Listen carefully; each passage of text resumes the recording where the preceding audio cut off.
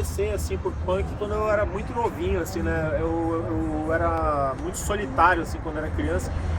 E eu era, assim, tipo um moleque nerd, assim, sozinho. Eu não tenho irmãos, né? Então eu sempre lia muito, eu ouvia música, eu vivia meio assim, tipo, desde muito, muito pequenininho, assim, né? Minha mãe tinha disco dos Beatles, dos Mutantes, Rolling Stones e tal, e, tipo, eu fuçava nos discos dela, ouvia. E aí eu passava meu tempo, assim, lendo revista. Acho que teve duas coisas que me abriram os olhos muito pro punk na época, que foi o skate, né? Comecei a andar de skate quando eu tinha uns 8 anos, assim, 86 foi. E os quadrinhos também, por causa da Chiclete com Banana, né? Que era uma revista que tinha na época que, puta, fazia um puta sucesso, do Angeli, Laerte, esse pessoal. E sempre tinha umas coisas, tinha o Bob Cuspe, que era o personagem lá, sempre falava de uma outra coisa ali. Depois veio uma outra revista que chamava Animal, que publicava quadrinhos undergrounds gringos, né, aqui.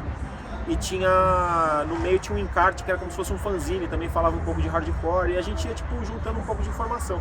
Mas o skate acho que foi fundamental, né, porque mesmo molecadinha nova na época, gente de 10 anos de idade, a idade que eu tinha, assim, final dos anos 80, o pessoal conhecia bandas, tipo Dead Kennedys, Toy Dolls, Ramones, né, tipo Clash, tudo isso não era uma coisa anormal para uma molecada tão nova assim ouvir na época, né. E aí eu entrei em contato com isso assim. A diferença é que o resto do pessoal que gostava dessas coisas, que começou a ouvir esse tipo de som comigo, desencanou, entendeu? Quando chegou os anos 90, parece que tudo mudou, assim, mudou de 80 para 90, todo mundo parou de andar de skate, começou a andar de bicicleta, parou de curtir rock, assim, punk, começou a curtir poperô, que apareceu na época, o pessoal ficou mais velho, começou a chegar na puberdade, assim. E eu não, eu sempre fiquei fascinado com aquela coisa, né? E aí, através desse contato inicial com o punk, eu fui aos poucos pegando mais informação e indo atrás de outras coisas e tal. E aí teve certos episódios, assim, que foram muito importantes, assim. Eu lembro, por exemplo, em 91, teve um programa de rádio que foi apresentado pelo João Gordo e pelo Kid Vinil, que era comemorando 15 anos do punk a partir do lançamento acho que era do single do Damn It, né, que era o New Rose, que saiu em 76, ou era o disco do Ramones, enfim, eram esses primeiros discos punks, eles estavam comemorando 15 anos, imagina. E esse programa, acho que foi um programa de 3 ou 4 horas, que eles passaram tudo que era banda que eu só tinha ouvido falar de nome, assim.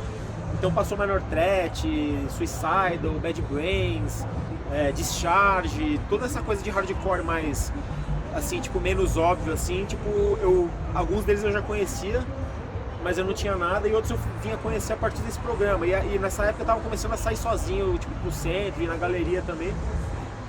E aí foi essa coisa, né, tipo, a gente vem pro centro da cidade, ver pessoas que se interessam pela mesma coisa. Tinha um monte de fita na época que eles vendiam em loja, assim, fita das bandas que eu via. Eu via propaganda de camiseta na Thrasher, naquela revista gringa de skate. E as camisetas das bandas que pareciam bandas de hardcore, eu via no centro e tentava pegar a fita. O disco era muito caro, né, na época, então a gente comprava a fita, assim, por um preço que era, sei lá, um quinto do preço de um disco, assim, né? E aí se enchia de fita, ia correndo atrás, a gente combinava, eu e meus amigos, tipo, o som que um pegava, o outro não pegava, pra juntar a coleção dos dois. E aí essa época, assim, do começo dos anos 90, pra mim foi uma época de um monte de descoberta, assim, e comecei a ter contato com um monte de coisa, e foi aí que eu comecei a me aprofundar mais nessa coisa, né? O momento chave acho que teve 2 momentos chaves, que foram os momentos em que eu realmente vi que eu poderia fazer parte daquilo mesmo e me senti realmente interessado em fazer parte daquilo. Um foi um show que eu fui no começo de 93, que foi um show do No Violence, Tube Screamers, Kangaroos in Tilt, e foi ali na Augusta, numa casa chamada Armagedon. E puta, eu achei incríveis as bandas, assim, tipo, vi que tinha gente que curtia hardcore ali do jeito que eu gostava, aquela coisa mais americana, sabe? Nessa altura eu já tinha experiência, assim, com outros lados ali do punk que eu achava legal também, mas não me identificava tanto, tipo, na época tinha muito ganguismo, assim, tinha muita violência e pouca produção alternativa, né? E eu me interessava muito mais pelo lado da produção alternativa, uma coisa mais positiva, uma coisa mais de cooperação e tal. Eu não, sei lá, eu sempre fui um cara, como eu falei antes, um cara assim nerd, um cara sozinho, assim, então essa vivência de gangue, de violência, de coisa assim, nunca foi uma coisa que eu fosse me dar bem, tá ligado? Porque eu nunca briguei, eu não sou uma pessoa agressiva, assim, nem nada disso, enfim, pra mim isso eu não conseguia me identificar com aquilo, apesar de eu entender o contexto em que aquilo surgiu, entendeu? Não é nem que eu tô condenando as pessoas que faziam parte daquilo, aquilo era uma realidade apenas, entende? Mas daí, nesses shows eu vi, tipo, por exemplo, o No Violence, que era uma banda que falava um monte de coisa interessante, um monte de coisa legal. Vi o Tube Screamers, que era uma banda que o som tinha a ver com as bandas que eu ouvia, o Cangurus a mesma coisa. E aí foi uma revelação, assim, e era um negócio que eu achava legal, que eu não precisava botar uma fantasia, entendeu? Uma coisa que me distanciava também um pouco de certos aspectos do movimento punk, era essa coisa tipo de visual, de você ter um apelido, assim, que era um personagem, enfim, essa coisa que eu achava que era meio... que era um pouco você encarnar um personagem, entendeu? Enquanto que nessa cena hardcore que estava aparecendo na época, eu via que as pessoas, eu sentia na época que era uma coisa mais espontânea, que a pessoa, tipo, cara, eu era um moleque skatista e eu não precisava fingir que eu era nada além daquilo pra, tipo, de repente absorver uma ideia política, falar uma coisa interessante, fazer um zine, fazer uma coisa legal. Eu achava que isso bem interessante e eu identificava isso com as bandas que eu gostava, tipo Minor Threat, Seven Seconds, que eram bandas gringas que eu ouvia na época, assim, né? E isso foi um início. Daí, no ano seguinte, em 94, eu fui pela primeira vez num show da Juventude Libertária, que era um coletivo anarquista que tinha na época. E o show foi aqui no Metrô Armênia. Tocou um monte de banda. Teve dois shows, uma distância de um mês um do outro, assim, que foi... Tocou Personal Choice, tocou Abuso Sonoro, tocou no outro No Violence, tocou Dumb Blind Death, que era uma banda que tinha o Juninho entrou depois, na verdade, né? Tipo, era o pessoal estreed, o Jorel, o Tigrilo, era o pessoal que tocava em bandas estreed da época. Só que o Dumb Blind Death era uma banda que era meio ska, meio SST, assim, Descendent, sabe? Era uma banda bem criativa, assim.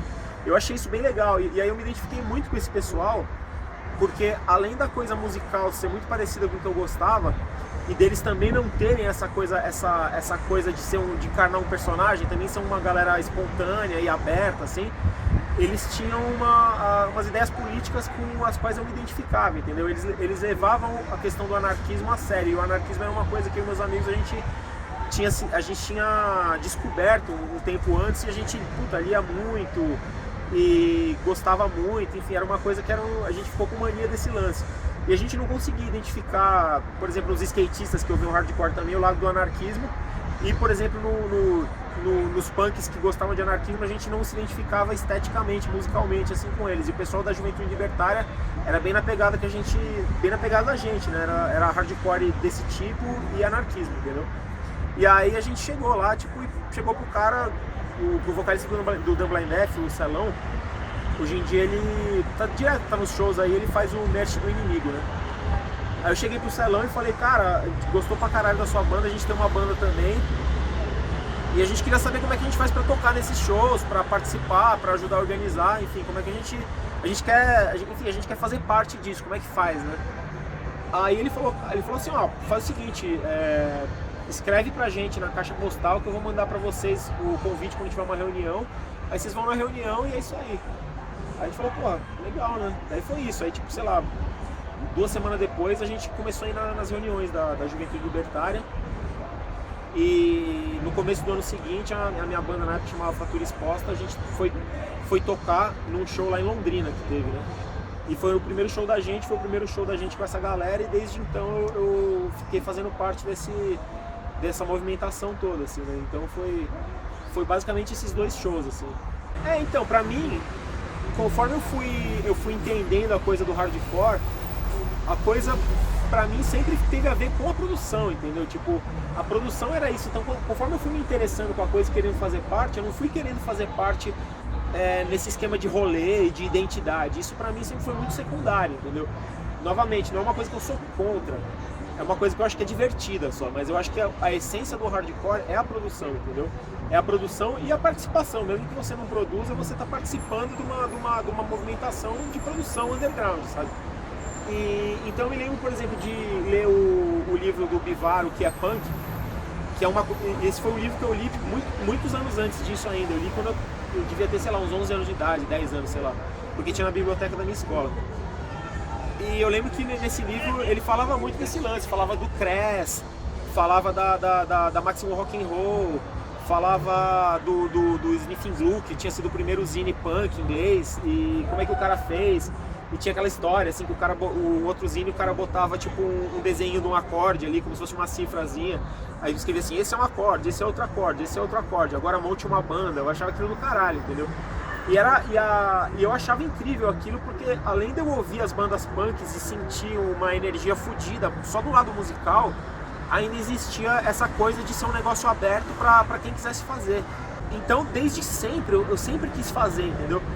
Na escola eu comecei a fazer zine, eu fazia zine, tipo, que eu nem distribuía, tipo, tirava 3 cópias e dava pros amigos, mas só o fato assim, de estar fazendo um zine. Aí eu e meus amigos, depois, quando a gente começou a ir em show, a gente começou a fazer um zine também. Então a intenção era essa desde o começo. Só que antes de eu criar esse vínculo com a juventude libertária, eu achava muito difícil, eu não sabia como a gente podia fazer para levar essa nossa produção para as pessoas e para usufruir diretamente da produção das pessoas, entendeu?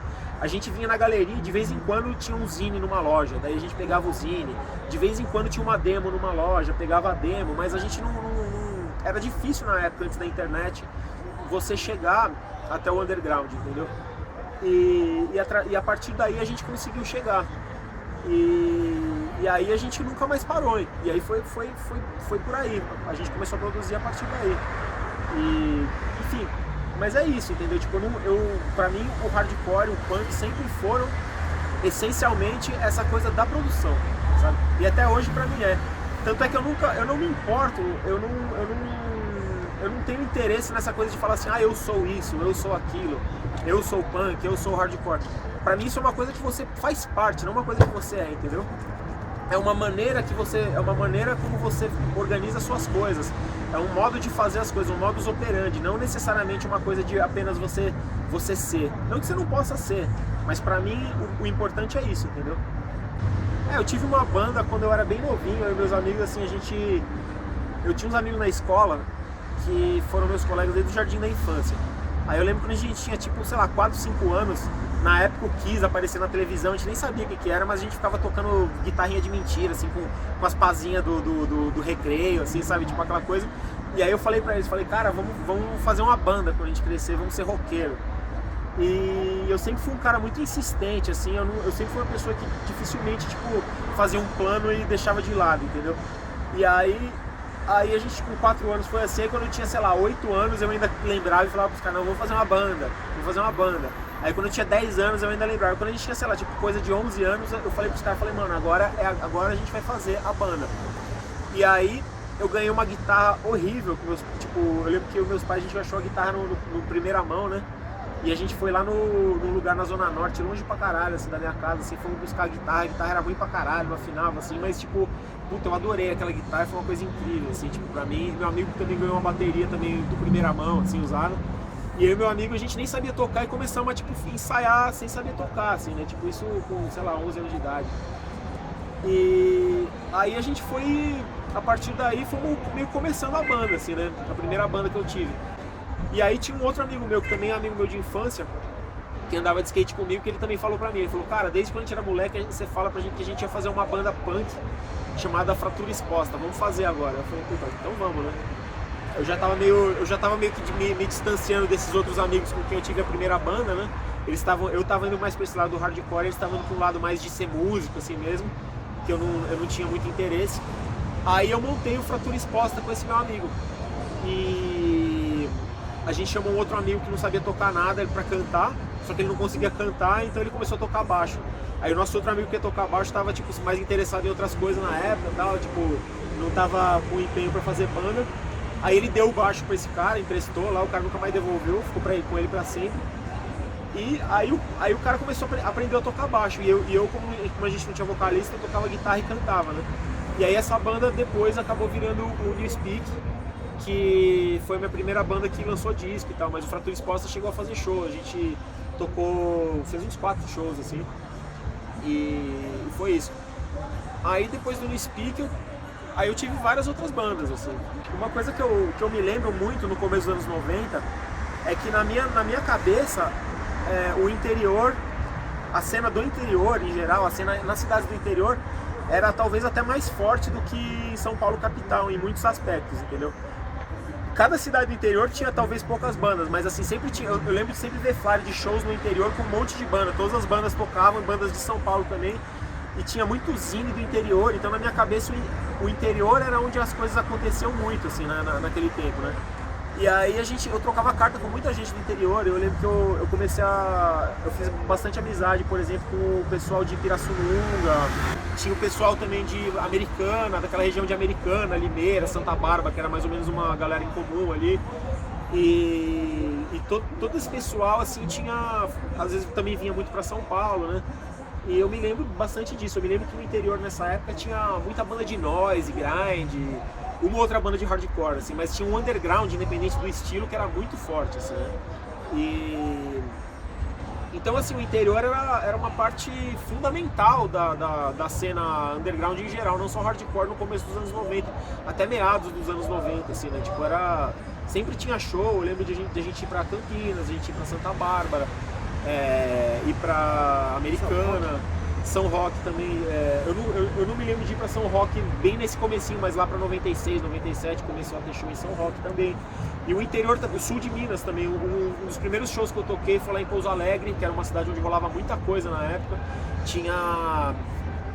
Em Pouso Alegre tinha uma banda chamada Puro Lixo, que o pessoal fazia muito show lá. E tem um pessoal que vinha em show até hoje, assim, que eu conheço, que é meu amigo até hoje. Por exemplo, o Sujão, que enfim, lança disco até hoje, tem selo, tá sempre por aí. Ele era de Pouso Alegre nessa época, né? E no sul de Minas também tinha o pessoal de Três Corações, e aí juntava com o interior de São Paulo, era bem assim. E no Vale do Paraíba também tinha o pessoal que depois veio a ser o Street Bulldogs. Eu me lembro deles bem desde os primórdios, assim. Era muito forte o interior de São Paulo nessa época. Norte do Paraná também, Londrina, que foi o primeiro show que a gente tocou. Tinha mais show, durante uma época tinha mais show que a gente ia fora de São Paulo capital do que dentro, assim. O show do Cientista. Então, o Cientista, assim, em termos de cena, tipo, eu não vou me restringir só ao interior de São Paulo, entendeu? Porque Londrina é muito perto Londrina é muito perto de Presidente Prudente, de Marília, dessa região. Então, assim, tinha muita coisa no norte do Paraná que aglutinava pessoas desses lugares também. E o Cientista era um cara, por exemplo, que organizava muita coisa já nessa época, né? E ele organizou esse show em Londrina, que foi o primeiro que a gente tocou. Então ele também é um grande exemplo disso. Também é um cara que até hoje está fazendo as coisas dele, né? O que eu acho mais legal no punk é você, tipo, acabar com aquela mentalidade de consumidor, entendeu? De que você, tipo, você vai num lugar, você é o consumidor daquilo, você está comprando aquela cultura, então você exige coisas como consumidor, ou então você se sente lesado como consumidor porque você não gostou, ou então você idolatra aquilo que está acontecendo porque você é um consumidor e o cara é um artista. Tipo, tudo isso é besteira, é assim, você não gosta, você faz do jeito que você gosta. Você gosta, você admira alguém, você não vai idolatrar o cara, você vai fazer a mesma coisa e você vai eventualmente ser amigo do cara se realmente for do seu interesse. Você vai se inspirar com uma coisa a fazer a mesma coisa, ou mesmo algo diferente, e não ficar só numa posição subserviente em relação àquilo, entendeu? Enfim, você vai de verdade fazer parte de algo, se for algo que te interessa. Então isso é o que me atraiu e é o que continua me atraindo até hoje. Questões de identidade, questões de estilos específicos de música, visual, tudo isso é secundário, tudo isso é divertido também e tal, pra quem quer, mas é uma coisa secundária, é uma coisa que muda. O gosto musical mesmo da gente muda e tudo, mas essa questão do faça você mesmo é, de longe, a coisa mais importante pra mim, entendeu? E aí tem a questão política também, mas a questão política é diretamente ligada ao lance do faça você mesmo, porque a autonomia que o faça você mesmo dá, ela te dá a independência para você, tipo, expressar as ideias políticas que te interessam, o que não é a mesma coisa que acontece na política tradicional, entendeu? Por exemplo, na esquerda tradicional, você tá atrelado à burocracia de partido, à burocracia de sindicato, à burocracia estudantil, a várias coisas que eventualmente são importantes para certas coisas, mas que, tipo, às vezes cerceiam um pouco a liberdade de expressão política que você vai ter, né? Pelo menos quando você é muito jovem, ainda você está desenvolvendo as ideias e tal. Então eu acho que a questão do faça você mesmo dá uma autonomia, uma liberdade bastante grande para todas essas coisas, tanto na produção cultural como na política, sabe? E pra mim continua sendo o mais importante. Eu posso ter, como tenho, inclusive, bandas que não são exatamente de punk, mas a iniciativa que o punk me deu e as ideias, o modus operandi do punk hardcore são pra mim a melhor maneira de produzir, seja o tipo de música que for, entendeu? Se eu por acaso quiser fazer uma coisa acústica, eu não vou tipo gravar uma demo e ficar mandando pra gravadora, até porque isso hoje em dia acho que nem existe mais, mas eu não vou ficar tipo tentando correr atrás de um esquema grande, tentar estourar. Eu nunca tive a menor pretensão de viver de música. Eu adoraria viver de música. Eu acho que quem consegue deve ser uma coisa fantástica. Só que pra mim isso nunca foi o que me impulsionou, entendeu? Porque eu achava que isso não era possível fazendo o que eu queria fazer. E justamente essa liberdade que esse amadorismo dá era o que me atraía, porque eu falava, caralho, eu não preciso viver de música, eu não preciso ser um músico profissional para tocar, para conseguir fazer um show, para conseguir gravar disco. Então por causa disso, eu posso fazer exatamente a música que eu quero. Eu não preciso fazer uma música que tem a ver com o mercado, que tem a ver com popularidade, que tem a ver com nada, entendeu?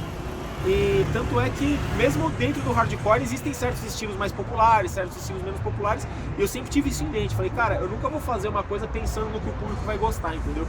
Eu vou fazer o que eu quero, porque isso foi a promessa que o punk fez pra mim quando eu era jovem. E isso que eu acho mais legal, cara. Tipo, se você pega as bandas do começo do punk, nos anos 70 e do começo do hardcore nos anos 80, as bandas eram todas diferentes. Eram bandas que ousavam, eram bandas que não tinham medo de fazer uma coisa nova, de fazer uma coisa bizarra, de fazer uma coisa às vezes até que as pessoas consideravam ruim, mas que era uma verdade delas, entendeu? E isso é o que eu acho mais legal, e é o que eu acho que eu sempre vou querer fazer, assim, é o que me atrai nisso tudo, é isso, essa liberdade, essa autonomia e enfim, essa espontaneidade mesmo, sabe? Essa coisa de ser um negócio autêntico, e não uma coisa que é um personagem, uma coisa que é um marketing, que é nada dessas coisas, sabe?